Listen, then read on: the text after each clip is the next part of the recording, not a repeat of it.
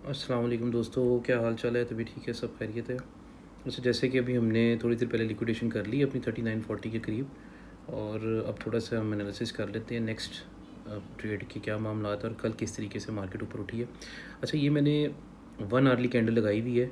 आपको कल के थोड़े से मामला दिखाते हैं और अभी जो इसके एरियाज़ बन रहे हैं वो एरियाज़ क्या बन रहे हैं, जो ब्रेकेज एरियाज़ बनेंगे और जो थोड़े से होल्डिंग एरियाज़ हैं।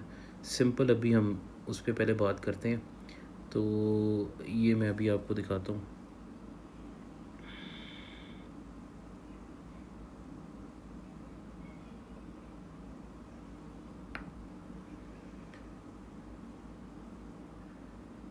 अभी पहले तो यही ब्रेकेज आ गई हमारे पास, ठीक है, होल्डिंग ये एरिया, ठीक है।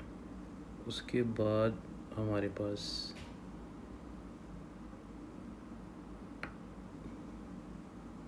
ये वाला एरिया सेकंड,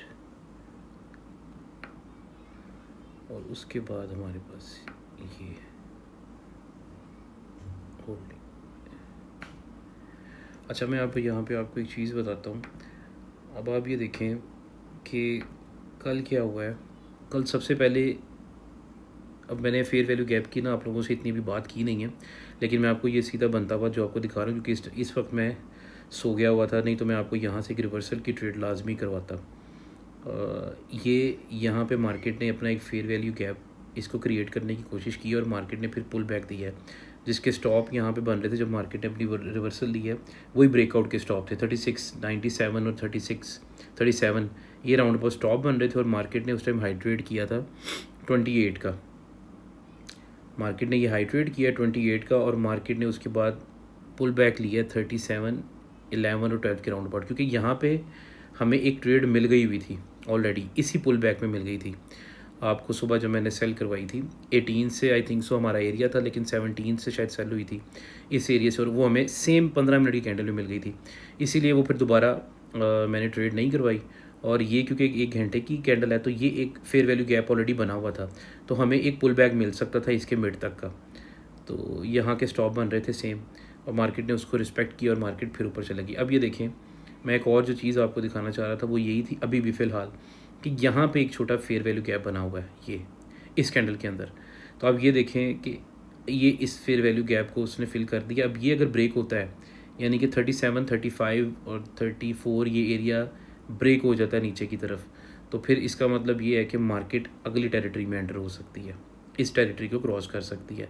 तो जैसे कि मैं आपको बता रहा हूँ कि अगर हमें बाइंग करनी भी है तो हम नीचे का वेट करेंगे। लेकिन एक और जो बड़ी इंपॉर्टेंट बात है कि आज जो फेड का चेयर है पेवल, उसकी स्पीच है, और जैसे कि मैं आपको बता रहा हूँ एक चीज़ कि इसकी स्पीच से पहले मार्केट सेलिंग हो सकती है या इसकी स्पीच के बाद मार्केट सेलिंग हो सकती है। गोल्ड की बात कर रहा हूँ क्योंकि ये हमेशा इंटरेस्ट रेट कटिंग के अगेंस्ट रहा है और ये इंटरेस्ट रेट को बढ़ाने की तरफ या स्टेबलाइजेशन की तरफ अपनी बात करता है।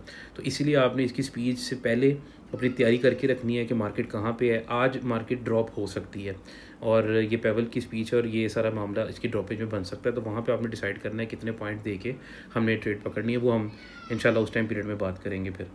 तो ये एक आज बड़ी इंपॉर्टेंट चीज़ है। और बाकी क्योंकि मार्केट ने अब इतने एरियाज़ को ब्रेक करके ऊपर आ चुकी है, थोड़ी सी रिवर्सल तो बनती है। और बाकी सारे मामला मैं आपको ग्रुप में बता रहा हूँ, जिस तरह जियोपॉलिटिकल टेंशन चल रही है।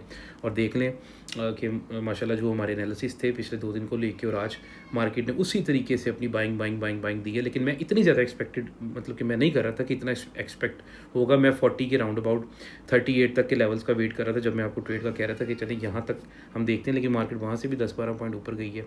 तो अब इंशाल्लाह हम नेक्स्ट मूव देखते हैं। माशाल्लाह हमारी कल के दिन की भी ट्रेड्स माशाल्लाह सारी पॉजिटिव में रही हैं और अच्छी हमने कटिंग की है। तो बाकी इंशाल्लाह साथ साथ हम आज अपना ओवरव्यू और सारे मामलात जो है ना वो देखते रहेंगे इंशाल्लाह। ठीक है, बहुत शुक्रिया आपका दोस्तों, थैंक यू।